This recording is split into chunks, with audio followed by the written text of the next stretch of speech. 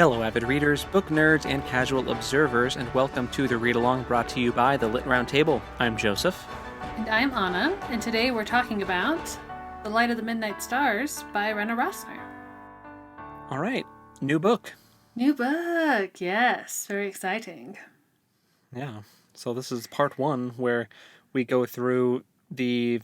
So I've noticed that the book goes in like a pattern. There's a pattern to this. There's a method to the madness. Yes. Even though there's Yes, no indeed. chapter numbers.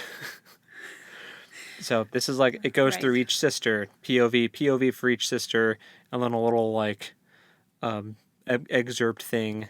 An epitaph. Epitaph? Yes. That word. Sure. I don't know if I've heard that word before. I don't know if I ever knew the actual meaning of it, but that makes sense. I was reminded of it because in the foreword of the book, she tells us that the Book of Solomonars is not a real book. It's a fictional book based on a real book for the epitaphs. Mm-hmm. But I don't know if I'm saying that word correctly because I don't know if I've actually ever heard it out loud. It sounds right. So, anyway. So we'll go for it. Yeah.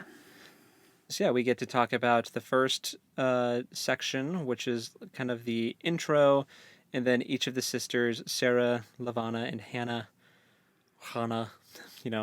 proper the Jewish pronunciation for all these names. Yeah. And the epitaph. So yeah, cool. Yeah, so for this first little so each week is going to have multiple sections, which I'm sure you will have noticed, listener. But for this first section, we're going to talk about the prologue and the first cycle of the sisters. And so for the prologue, this is really setting the stage for something mystical and magical to happen in like a historical setting that is set in our world. Like it's set in Hungary. And in a Jewish settlement in a Hungarian city in particular. Yeah.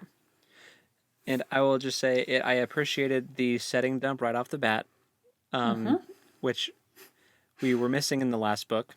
Yes. Just kind of had to figure it out for ourselves. But now it's like, okay, I don't know how to pronounce any of these places, but like I know exactly where we're at. And I know, Yes. I know the general history of the area. I know what to expect now. So no, I appreciated that, and it was very much like a fairy tale beginning. I mean, it's very fairy tale vibes that we're getting, and it was a very like once upon a time in a kingdom in Hungary called blah blah blah in the forest of it was very much like that. So I appreciated it. Yeah. I really like the way that Rena Rossner writes. I read her other book, her debut novel, which was Sisters of the Winter Wood, and it was very good and very similar in like her method of writing and storytelling. So I will give that as like a general recommendation. It's a great book. Cool. Sounds good. But yeah, so the prologue, nice setting, it's a great start. Yep, good start. And we got didn't it mention like it did mention the black mist in the intro, right? With like coming off of the wings of a dragon or something. So kind of setting the stage for some nefarious otherworldly forces that will work against our protagonists. So yeah. So the first sister we get a glimpse of is Sarah, and she's 12 years old. We learn in this section. In this chapter, Yes, she is 12 years old, or 13, or like turning 13, maybe. I wrote down she's coming of age to create fire herself. 12 years old. Okay, sure. I just I am largely ignorant of like the I wrote that down Jewish culture out of the book because I am also very much a novice. Because I know it's like a bar mitzvah, but yeah, I don't know what age that's supposed to be. So sure, awesome. Yeah. So she's coming of age and she is learning how to control and create fire, which is cool. And very like mystical. I wrote in my notes, Jewish firebender. Yes. Super And cool. her father's a Jewish airbender. Their elemental magic Mm-hmm. system, which it's very cool so far. So yeah. Yeah. Yeah, so she's pretty rebellious, which that theme is carried on as we continue reading.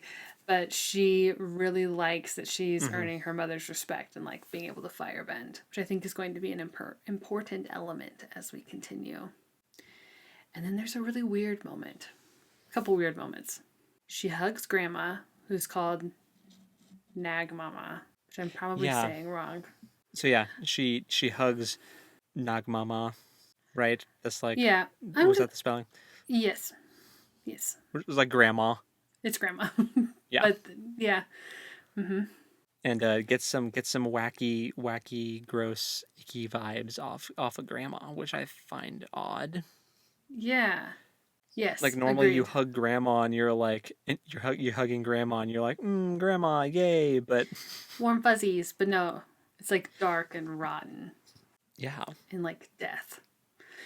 Which at first I thought was going to be an omen. I was like, oh, which I think it is still an omen, but I was like, oh, Grandma's gonna die, Hmm. like in this section. She doesn't. So, but I Yeah. don't understand. Like, I'm sure it'll be explained.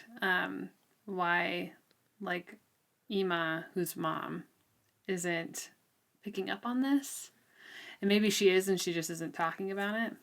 I don't know. Right. Yeah. Or is Sarah the only one that senses this off of grandma, Nagmama? Like, is she the only one that really senses this? But it's weird because it's like all three of the kids have like this kind of sixth sense that something bad is about to happen, which we can talk about in the later ones too. But Yeah, um, and they all have dreams. yeah, gets really gross feelings off of Nagmama, and she's at the end of this section. She's like lying in bed contemplating the day and how she got to light the candles with her like fingertips, and she's like playing with the fire in her mind, and Mm-hmm. firebender things. And then she like can sense the like darkness coming up to her windowsill, and she jolts awake, and a bright like fiery snake appears and goes out the window. Yeah, and And chases the darkness away. it's like the fire is almost sentient, kind of. Yeah. So it's just interesting to see like the different applications. I'm going to be really curious to see the different applications of the magic, especially we can talk about a little bit at the end of this, because there's like a little section about the crazy stuff that starts happening immediately Mm-hmm. after this, like in the town, and it's just like Yeah. weird. But Mm-hmm. anyway, so yeah. And Oh, then also Sarah is the middle child. yes, She's the middle she, child. she is the middle child. And then we get to see the youngest, Lavana. She has her POV chapter, Mm-hmm. and she is just like a stargazer. Mm-hmm. Except that the stars like talk to her. She spends a lot of time. Even the other characters describe her spending a lot of time sitting in the window, looking up at the stars, Mm-hmm. and like finding excuses and reasons to like be facing that direction. Right. And she sees a flame amongst the stars that nobody else can see. Yeah, she's getting like Sarah had the bad omen hugging Nagmama. Lavana's looking up at the sky, getting like a feeling of like something dreadful is about to happen, but like I'm the youngest one, so I can't say anything. I'm just gonna sit down and shut up because nobody will listen to me because I'm the youngest one, even though I know Mm-hmm. something bad's about to happen. Um, yeah, Mm-hmm. we also got the first little like story time section Mm-hmm. with this Abraham story in her section. Ema or mom uh, Mm-hmm.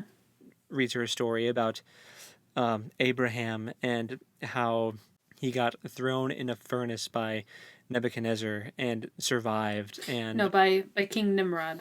or Nimrod, sorry, Mm-hmm. yeah, and he Nebuchadnezzar comes later. survived. Yes, Yeah. that's another story time later on. Yeah, and this was after Abraham is supposedly the star child, and so King Nimrod had like ordered the execution of like this child, and Abraham's mother like Hid went him away. and hid him away in a cave, and they claimed another sickly child was him, and this other kid was killed. It's like this whole thing. Yeah. So this is Yeah. not like the. I think it's important to note here. This is a book written by a Jewish woman for a Jewish audience, Yeah. but there are things that will feel familiar to us as Christians, having been raised in that tradition.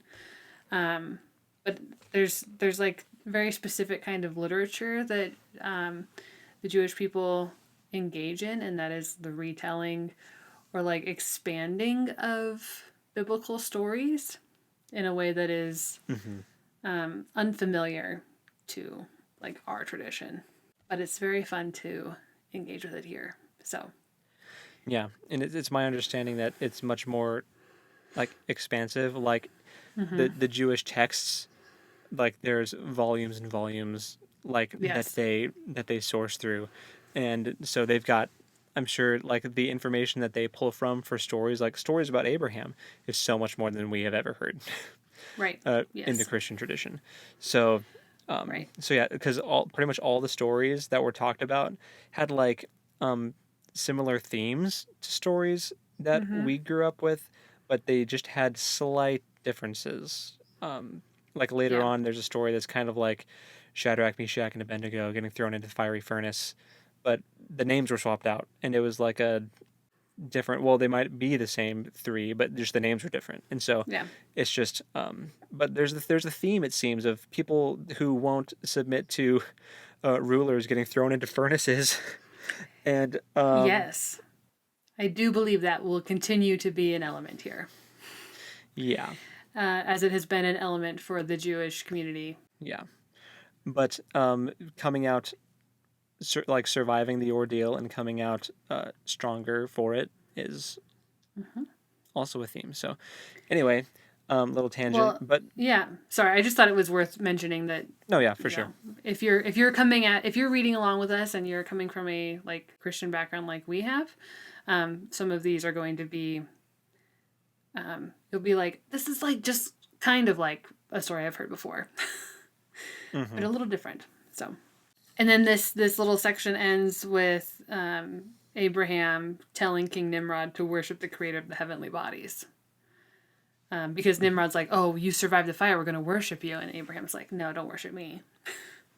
Yeah, So, and yeah, then Ema calls Lavanna her star child, which makes sense because Lavanna is very star focused. And she's a little prophetic child, but doesn't share because she is a child. yeah.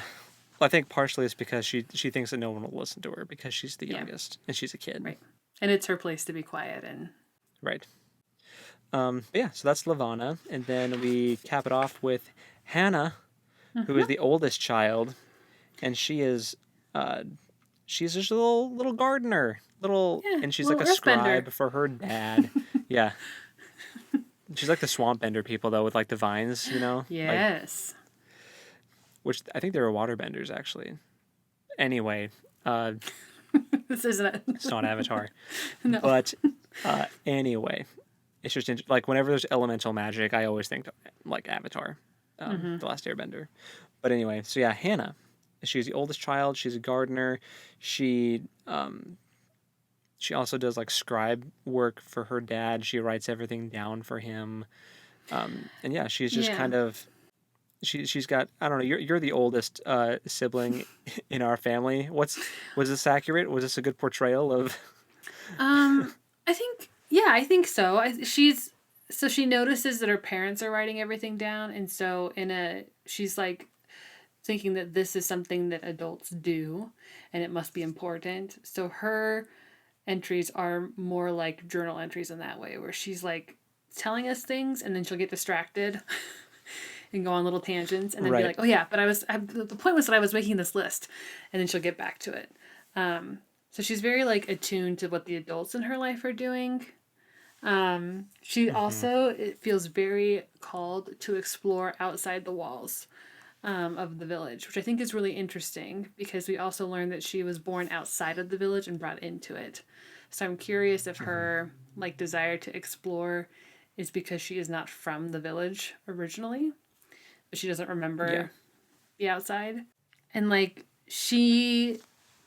because she's so attuned to her parents, she's picking up on like some of the generational trauma that's being passed down to her. Like she knows that her parents are afraid of being cast out because they're Jews, and she doesn't find her Yeah. mother's stories comforting anymore.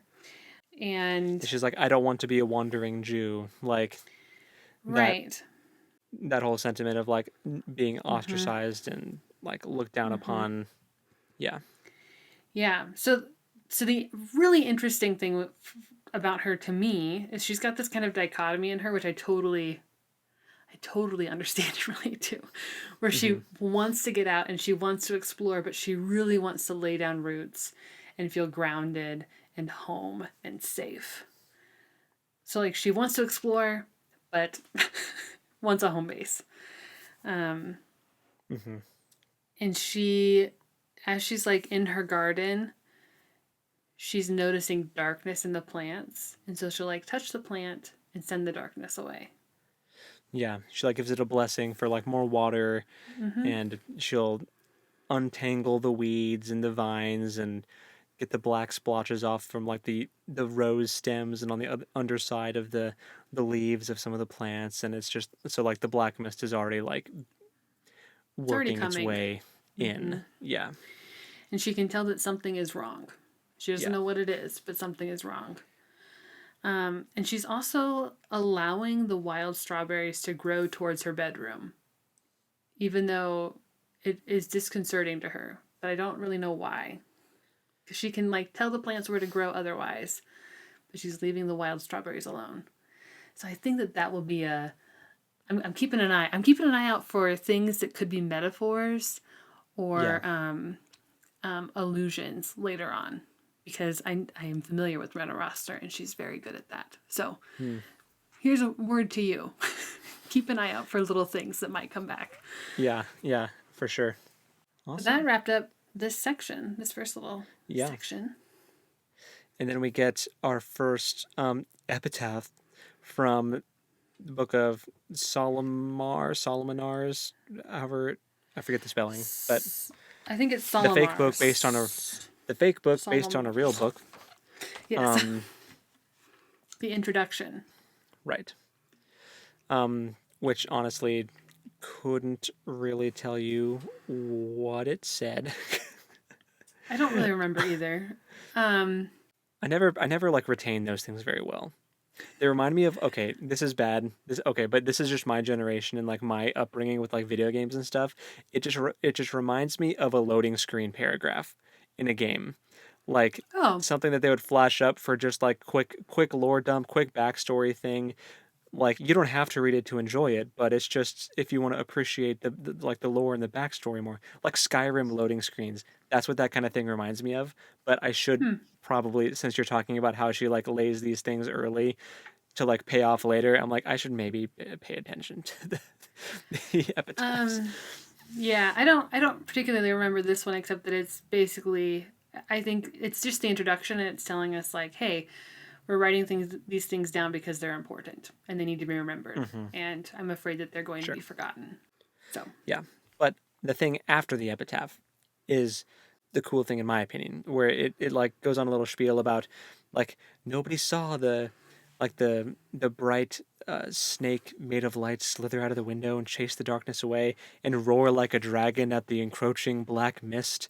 And I was just like, okay, mm-hmm. that was like my favorite sentence of this entire reading section so far was like Yeah. describing the little snake of light standing up to this just encroaching looming terror of the black mist and roaring at it like a dragon and chasing it away. I was like, oh, that was a goosebumps sentence for me. Yes. Yes. Um, But I'm drawing a blank on her name. Sarah's perception of that was that it was just a little snake. That it wasn't anything big. yeah, It was just a small moment for her. yep. But it was a big moment. But roared like a dragon and chased the darkness away. It's just, and Yeah, you honestly, just gave good me goosebumps thinking about it. good job, Rena Rossner, for creating a goosebump sentence literally in the first couple chapters when we just met these characters. Like, well Mm-hmm. done, well done. Yeah. Very good at setting the stage, and that's my overall perception of this first chunk is like the stage is set, like the characters are all pretty well established, like we just met them, but we kind of get a feel for all their personalities. Even mom and Mm-hmm. dad, Mm-hmm. grandma is just kind of there, but that's she's grandma. Something Well, looming. She's there, but there's something about her that's yeah, dangerous. we don't really know much about like her personality though. Right. Um, but anyway, and we have a feel for like what this looming darkness is, how they're going to stand up to it with like this magic system that she's introduced is very cool. But yeah, Mm-hmm. good job for making a goosebump sentence so early on. That's Yes. well done. I don't know if there was only like maybe one or two goosebump sentences in the last book we read, which was the blade itself, and Mm-hmm. they were like way later on, like Yeah. like second Towards to the end. last chapter. Yeah, Yeah. so. Uh, so yeah. Anyway, good job.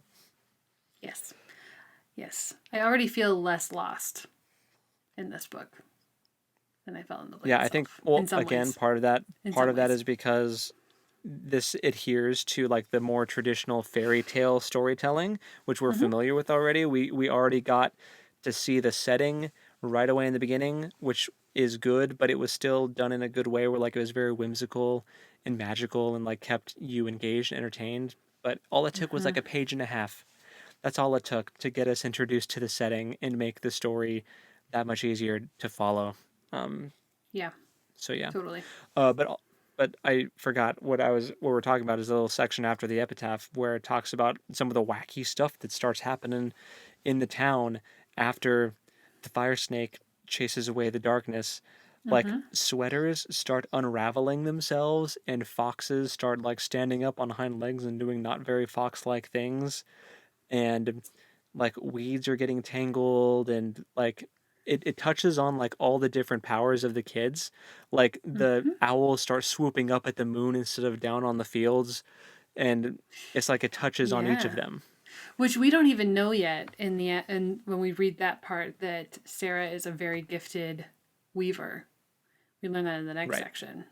Hmm. Yeah, totally. Good catch, man. So yeah, Look at they you.